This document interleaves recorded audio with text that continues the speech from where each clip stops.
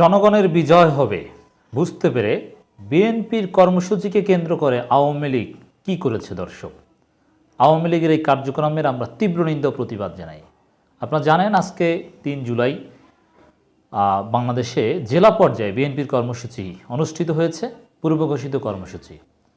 কিন্তু আওয়ামী লীগ বিভিন্ন জায়গায় কর্মসূচিতে হামলা করেছে, বিএনপির লোকজন ধরে ধরে পিটিয়েছে, স্পষ্ট দিবালোকে ভিডিও ফুটেজ আমরা দেখেছি। দর্শক, নাটোরে বিএনপি সমাবেশে হামলা, ককটেল বিস্ফোরণ, আহত 6, কোনো গণমাধ্যমে আহত 10 বা আরও আহত সংখ্যা বাড়তে পারে।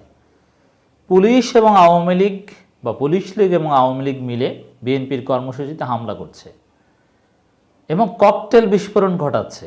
ককটেলের রাজনীতি করে আওয়ামী লীগ, ককটেল বানায় আওয়ামী লীগের লোকজন, ককটেল ফোটায় ওরা এবং দোষ চাপানোর চেষ্টা করে বিএনপি জামাতের উপর।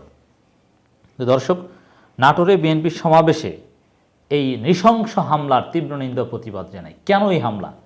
বিএনপি জেলা পর্যায়ে কর্মসূচি পালন করছে, আওয়ামী লীগ ক্ষমতায় এসেছে কয়েক মাস আগে, তো এত তো সিরিয়াস হওয়ার কিছু নেই। কিন্তু না, আওয়ামী লীগ জানে যেভাবে তাদের গোমর ফাঁস হতে শুরু করেছে, যেভাবে আওয়ামী দুর্নীতিবাজরা ধরা পড়তে শুরু করেছে, যেভাবে জনতা জেগে উঠছে, এতে জনগণের বিজয় হবেই। অতএব জনগণকে পিটিয়ে তারপরে ক্ষমতায় থাকতে তারা চায়।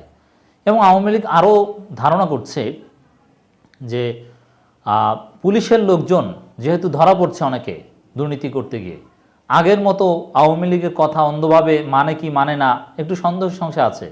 এজন্য আওয়ামী লীগ নিজেরাই লাঠিয়ালের ভূমিকায় নেমেছে। এবং পুলিশের কেউ তো অনেকে তো আর ওই বড় লাভের আশায় বিএনপি জামাত পেটাবে না, ছোটোখাটো কিছু লাভ যেগুলো হয়তো ওইভাবে ধরা পড়বে না, এজন্য কিছু পুলিশ অবশ্যই যে কোনো সময় আওয়ামী লীগের জন্য লাঠিয়াল হিসেবে ভূমিকা পালন করবে। খবরটা একটু দেখি আমরা। বিএনপির চেয়ারপারসন খালেদা জিয়ার মুক্তি ও সুচিকিৎসার দাবিতে নাটোরে বিএনপির বিক্ষোভ সমাবেশে হামলা ও ককটেল বিস্ফোরণ করেছে দুর্বৃত্তরা। এতে বিএনপির কেন্দ্রীয় নেতা, রাজশাহী সিটি কর্পোরেশনের সাবেক মেয়র মোসাদ্দেক হোসেন বুলবুল ও জেলা বিএনপির আহ্বায়ক শহীদুল ইসলাম বাচ্চু সহ 6 জন আহত হয়েছেন। বুধবার সকাল 10টার দিকে শহরের আলাইপুরস্থ জেলা বিএনপির অস্থায়ী কার্যালয়ের সামনে ঘটনা ঘটে। পরে পুলিশ গিয়ে লাঠিচার্জ করলে ছত্রভঙ্গ হয়ে যায় দুর্বৃত্তরা। দুর্বৃত্ত কারা? আওয়ামী লীগ। আর পুলিশ কিন্তু বিএনপিকেও পিটিয়েছে, বিএনপিকে পিটিয়ে বিএনপিকেও দুর্বৃত্ত বলার চেষ্টা করা হচ্ছে পুলিশের পক্ষ থেকে। দেখবেন যে হামলা করলো আওয়ামী লীগ, হামলা করলো পুলিশ, আর মামলা হবে বিএনপি নেতাদের বিরুদ্ধে, বিএনপি কর্মীদের বিরুদ্ধে, এবং গ্রেপ্তার হবে তারা। This is Bangladesh.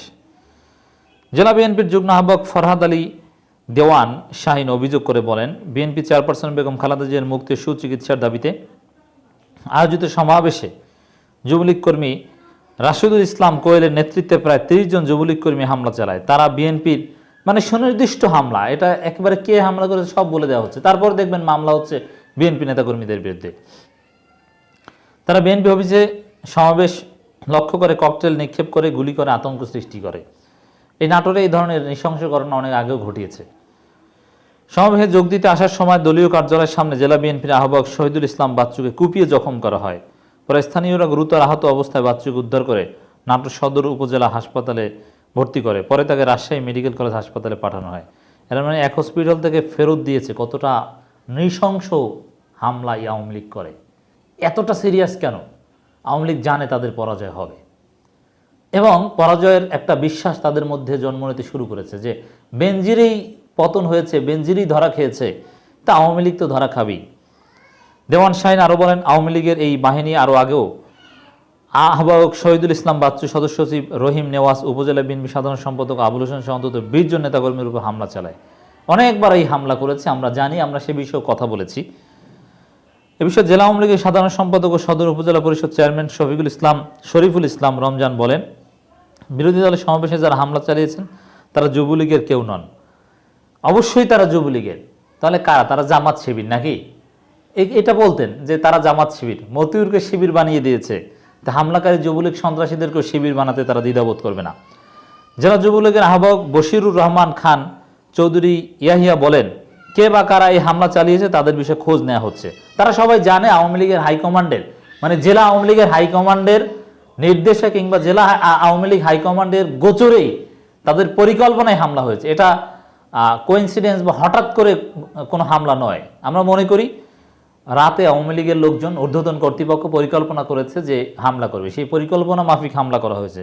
না হলে তো আওয়ামী লীগের লোকজন ককটেল পকেটে নিয়ে ঘোরে না, ককটেল বানিয়েছে বা কিনেছে তারপরে সেটা নিয়ে ওখানে গিয়েছে, দেন দ্যাট মিনস এটা পরিকল্পিত।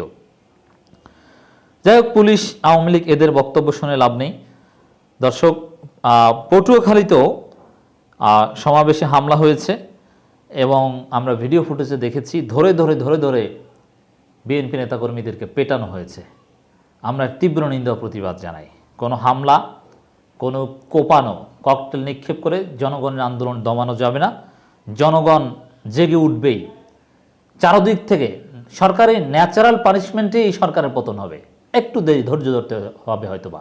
যেমন বেনজিরকে কেউ কিছু করতে পারে না, কিন্তু ন্যাচারালি বেনজিরের পতন হয়েছে, মতিউরের পতন হয়েছে, ন্যাচারাল এক ছাগল পতন ঘটিয়েছে।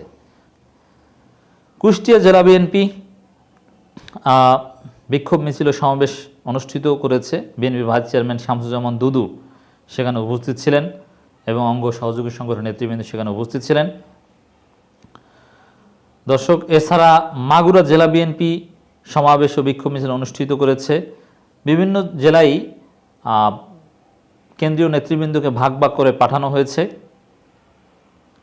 পটুয়াখালীতে জেলা বিএনপি সমাবেশে আওয়ামী লীগের লোকজন ধরে ধরে বিএনপি পেটাচ্ছে, আমরা দেখতে পাচ্ছি, একেবারে স্পষ্ট ভিডিও ফুটেজ, বিএনপি এটা পাবলিশ করেছে। কিশোরগঞ্জ জেলা বিএনপির সমাবেশ অনুষ্ঠিত হয়েছে, বিপুল সংখ্যক লোক এবং বিভিন্ন জেলা শাখায়, উপজেলা শাখাগুলো আলাদা আলাদা মিছিল নিয়ে বিভিন্ন জায়গায় অংশগ্রহণ করেছে। জয়পুরহাট জেলা বিএনপি সমাবেশ করেছে, গাইবান্ধা জেলা বিএনপি বিক্ষোভ মিছিলে সমাবেশ করেছে, পাবনা জেলা বিএনপি বিক্ষোভ মিছিলে সমাবেশ করেছে, সিরাজগঞ্জ জেলা বিএনপি আমাদের কাছে খবর পাঠিয়েছে। পটুয়াখালী জেলা বিএনপি যে সমাবেশ, সেখানে আওয়ামী লীগ সন্ত্রাসীদের হামলায় 11 জন আহত হয়েছে। ধরে ধরে ধরে ধরে সুনির্দিষ্টভাবে আওয়ামী লীগের লোকজন পিটিয়েছে, স্পষ্ট ছবি, এটা গোপন করা কিছু নয়। জামালপুর জেলা বিএনপি, সেখানে ইমরান সালেহ প্রিন্স বিএনপির যুগ্ম মহাসচিব তিনি ছিলেন। এছাড়া লালমনিরহাট জেলা বিএনপি বিক্ষোভ মিছিলে সমাবেশ করেছে, বিপুল সংখ্যক লোক সেখানে উপস্থিত হয়েছিল। কালীগঞ্জ উপজেলা ও পৌর বিএনপি, যারা ঝিনাইদহ জেলা বিএনপির গুরুত্বপূর্ণ একটা শাখা, ঝিনাইদহ এটা কিন্তু সন্ত্রাসের স্বর্গরাজ্য বলা হয়। আনোয়ারুল আজিম আনারদের মতো সন্ত্রাসী জন্ম দিয়েছে ঝিনাইদহ। অতএব এই ঝিনাইদহ এলাকায় বিএনপিকে জেগে উঠতে হবে। দর্শক, মুন্সিগঞ্জ জেলা বিএনপি, কুষ্টিয়া, রাঙামাটি পার্বত্য অঞ্চলগুলোতে বিএনপির পারফর্ম বরাবরই ভালো। তো এভাবে বিএনপি কিন্তু বিভিন্ন জায়গায় জেগে উঠেছে এবং সমাবেশ করেছে। হামলা করে, মিথ্যা মামলা দিয়ে বিএনপিকে দমানো যাবে না। জনগণের বিজয় হবে ইনশাআল্লাহ।